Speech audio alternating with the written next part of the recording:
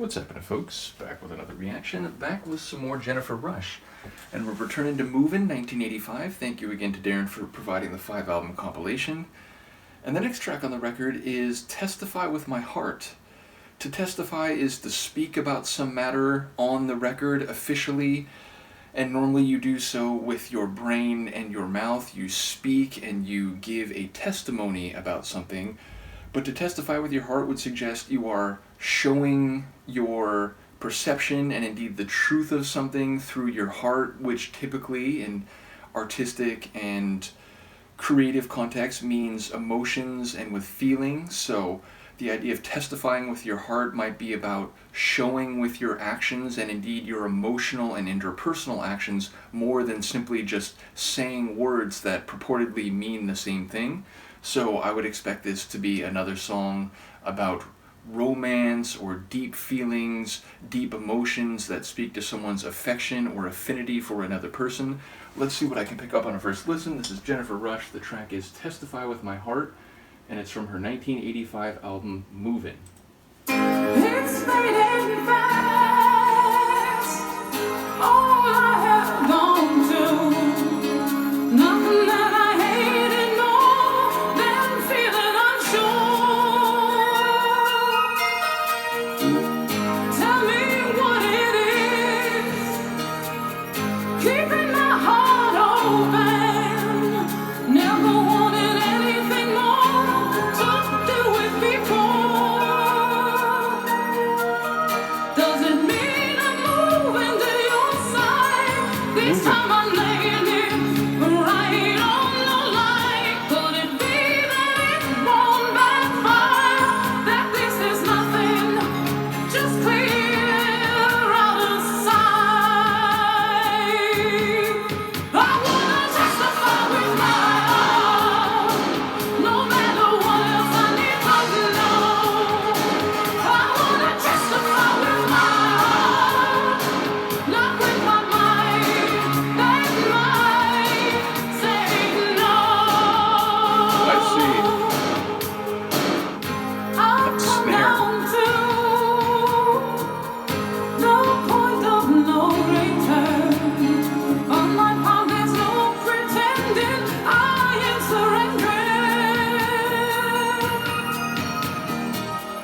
Warnings from the past, they're strong but don't last. Somehow there's no shadow of doubt. Don't want a way out. No matter what I seem to do, I am still there. Wait for you, gonna testify with my heart. Never before been so torn apart. I wanna testify with my heart, no matter what else I need to know. I wanna testify with my heart, not with my mind. That might say no.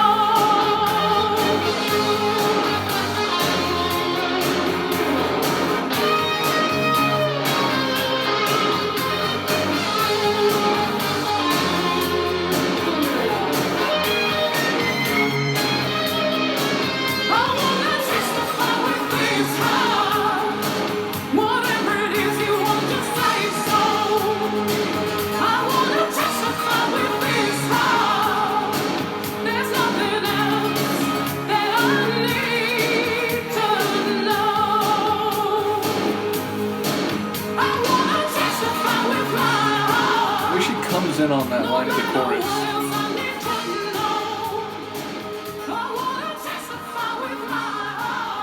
That word testify, when she comes in on that line, it has ferocity.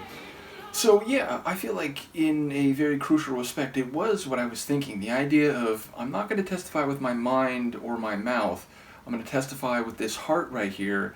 But it was more conflicted than I thought. It was more, my brain is telling me that this could not work out. It might backfire. I might be better off just, letting myself walk away and not experiencing pain, which could be avoided. but my heart has no doubt. There's no shadow of a doubt over my heart, and I'm gonna listen to that. I'm gonna testify with this entity which is ready to go for it and to put it all on the line to find love and to be with you.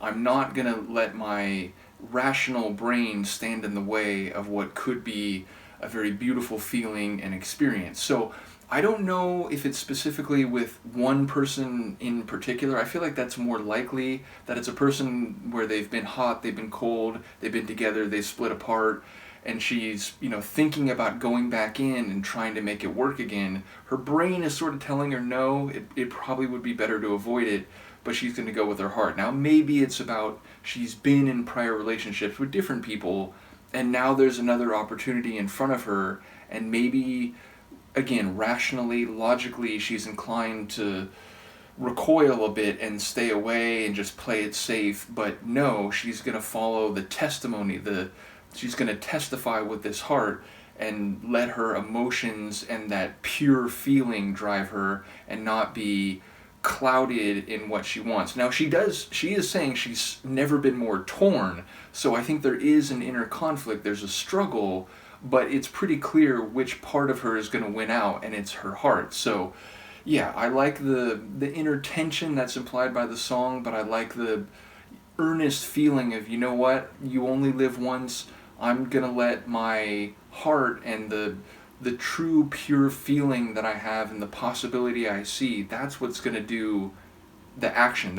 My actions are going to be spoken by my heart, again, not by my brain. So I like the sentiment of the song, as well as the idea that it's not just a straightforward, yes, you follow your heart and it's a beautiful thing and you'll always feel good about it and so on. She's implying or even stating explicitly that there's a bit of a complication and it may not turn out all right. It may backfire on her, but that's not what's going to guide her actions. So I like the way that the purity of wanting to believe in your own feeling and your own emotions wins out in the end.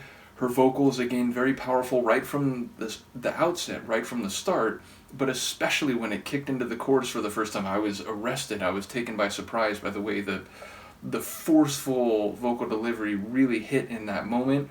And indeed, in the chorus, there was a bit of that synthy 80s energy. It had a bit of that 80s synth pop danceable energy, but the verses and the majority of the song had this, syncopated, down-tempo, maybe not a ballad per se, but a more stripped down and syncopated beat, slower beat feel to the sonics.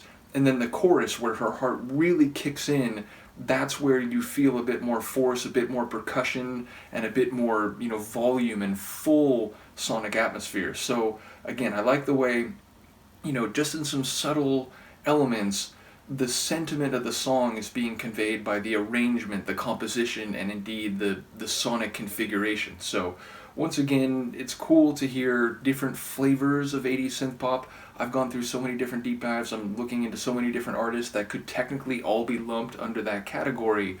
But there's definitely different alleyways and lanes in that larger highway of 80s synth pop. So cool to get Jennifer's take on it. Once again, shout out to Darren as well as the other folks who've commented on this deep dive so far. Let me know what you think, and I will see you next time. Peace.